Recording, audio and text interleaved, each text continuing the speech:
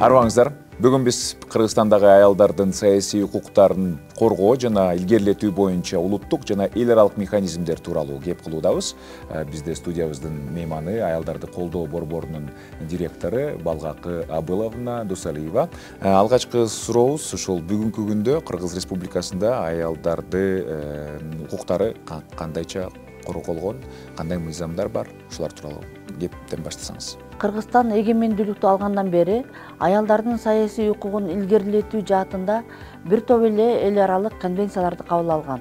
Бул аялдарга карата дискриминациянын бардык түрлөрүн жоюу конвенциясы, кыскартылганда СИДОВ деп аталат. Аялдардын саясий укугу жөнүндө конвенция, күйөөдөгү аялдын жарандыгы жөнүндө конвенция, нике жаш курагы жана никеге туруу боюнча конвенция, энеликти коргоо жөнүндө конвенция. Мына ушул конвенциялардын бардыгы тең аялдардын саясий укугун илгерилетүүгө таасир этет. Конвенцияларды кабыл алуу менен бирге биздин республика дагы эл аралык коомчулук астында милдеттенмелерди дагы кабыл алган. Ал милдеттенмелерге төмөнкүлөр кирет. Биздин баш мыйзамыбыз болгон Конституцияга тең укуктуулук принцибин киргизүү жөнүндө ал 1997 жылы киргизилген. Мамлекеттик программаларга, пландарга, стратегияларга дагы тең укуктуулук принцибин киргизүү бул дагы жакшы эле ишке ашып келе жатат. Өзүбүздүн Кыргызстандагы тең укуктуулукту жана тең мүмкүнчүлүктү камсыздаган мыйзамдарды кабыл алуу бул дагы ишке ашырылып жатат. Аялдардын саясий укугун илгерилетүү боюнча атайын чараларды мыйзамдарга киргизүү дагы милдет катары каралган. Конвенциядагы укуктарды ишке ашыруунун негизинде жогорудагы милдеттенмелер Кыргыз Республикасынын Конституциясында да орун алган. Мисалы, жашы жеткен жарандардын бардык шайлоолордо шайлоого жана шайланууга тең укуктуу принциби Кыргыз Республикасынын Конституциясынын 37-беренесинде айтылган. Тең укуктуулук принциби дагы Кыргыз Республикасынын Конституциясынын 24-беренесинде дагы орун алган. Анда эч ким жынысы, расасы, тили, майыптуулугу, этностук таандыгы, туткан дини, жаш курагы, саясий жана башка наанымдары, билими боюнча, теги боюнча, мүлктүк абалы боюнча жана башка жагдайлар боюнча басмырланышы мүмкүн эмес деп жазылган. Ушул эле беренеде ар кандай социалдык топтор үчүн дагы атайын чаралар жөнүндө дагы эске алынган. Кыргыз Республикасында мыйзам жана сот алдында бардыгыбыз бирдейбиз. Кыргыз Республикасында эркектер жана аялдар бирдей укуктарга жана эркиндиктерге, аларды ишке ашыруу үчүн бирдей мүмкүнчүлүктөргө ээ.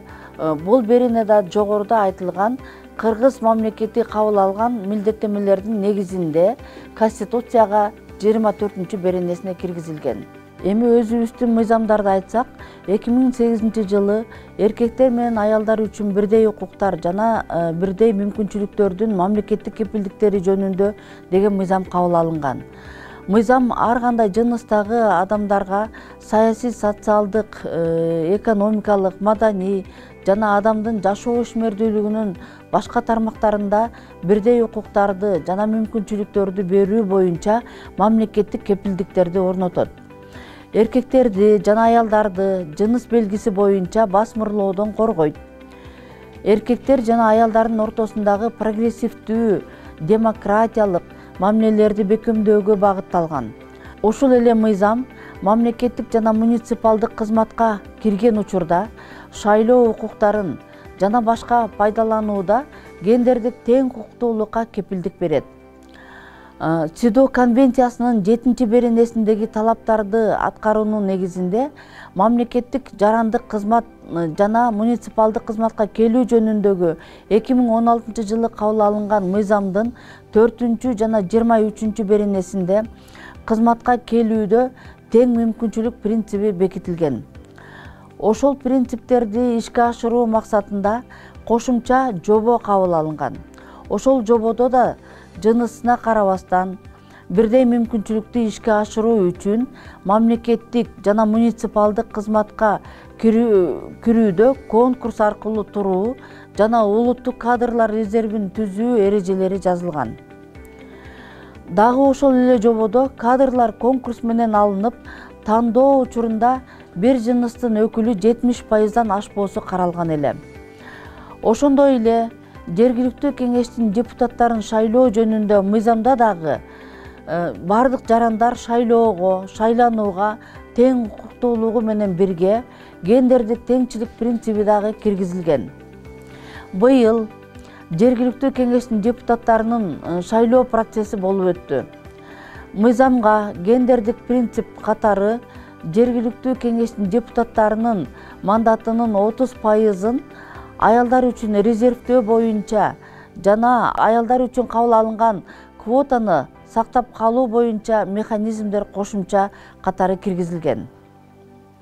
Ошол шайлоо процессинде мандаттардын 30%-ын аялдар үчүн резервдөө механизми иш жүзүнө ашты. Ал эми квотаны сактап калуу механизми эми мындайча иштей баштайт. Эгерде депутаттар өздөрүнүн ыйгарым укуктарын мөөнөтүнөн мурда токтото турган болсо, аял депутаттын мандатын кезектеги аял талапкерге берүү, эркек киши мандатын токтото турган болсо, анын мандатын кезектеги эркек талапкерге берүүсү каралган. Аялдар үчүн атайын чаралар барбы? Аялдар үчүн атайын чаралар бар. Аялдар үчүн атайын чаралар бул тең укуктуулукка жетишүү үчүн колдонулуучу аялдар үчүн артыкчылыктуу укуктарды, жеңилдиктерди берүү чаралары. Атайын чаралар эркектердин жана аялдардын ортосундагы иш жүзүндөгү тең укуктуулукту орнотууга багытталган. Эл аралык милдеттенмелерге ылайык ар кандай социалдык топтор үчүн бирдей мүмкүнчүлүктөрдү камсыз кылууга багытталган жана мыйзамда белгиленген атайын чаралар башка социалдык топтор үчүн басмырлоо болуп саналбайт. Бул Конституциянын 24 беренесинде жазылган. Убактылуу атайын чаралар кандайдыр бир натыйжага өз алдынча жетүүгө мүмкүндүк бере турган мыйзамдуу колдоо болуп эсептелинет.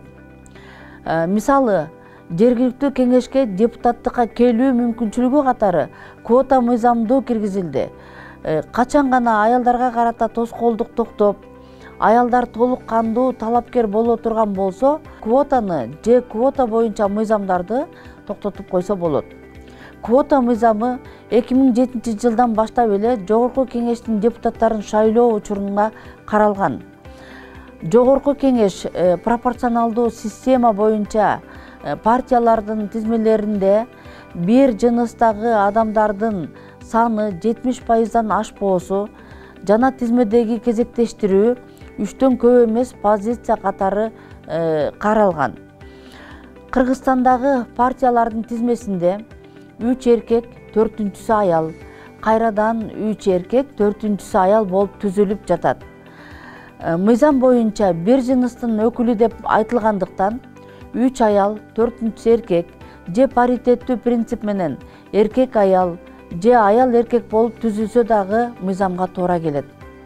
Бул минимум талаптар. Эгер саясий партиялар кааласа мындан 30дан дагы көп аялдарды тизмеге киргизсе болот эле. Бирок партия лидерлери аялдардын чечим чыгаруу деңгээлине келишин колдобой жатышат. 4-чү позицияны берүү менен 30% эмес 25% гана аялдар Кыргыз Республикасынын Жогорку кеңешине депутат боло алышат экен. Ошондой эле квота төмөнкү органдарга шайлоого же бекитүү учурунда дагы киргизилген. Мисалы, шаардык кеңештер партиялардын тизмелеринде бир жыныстагы адамдар 70%дан ашпайт жана кезектештирүү 2ден көп эмес позиция катары менен дайындалуучу органдарга борбордук шайлоо комиссиянын курамында бир жыныстагы адамдар 70%дан көп эмес, Жогорку сот, анын ичинде Конституциялык палатада бир жыныстагы адамдар 70%дан көп эмес, эсеп палатасына бир жыныстагы адамдар 70%дан көп эмес жана акыйкатчынын орун басарынын шайлоодо бир жыныстагы адамдар 70%дан көп эмес деп каралган. Бул квотанын киришине себеп 2005-2006 жылдарда биздин парламентте бир да аял депутат болгон эмес. Ошол квота мыйзамы киргизилгенден кийин 2007 жылы 25% аял жогорку кеңешке келген. 2010 жылы 23% аялдар келген. Ал эми 2016 жылы такыр эле 15%га түшүп калган. Азыркы учурда биздин парламентте 16,6% аялдар бар. Маңыздуу маегиңиз үчүн ыраазычылык билдиребиз. Бүгүн бизде аялдарды колдоо борборунун директору Балгакы Абыловна Дусалиева болду.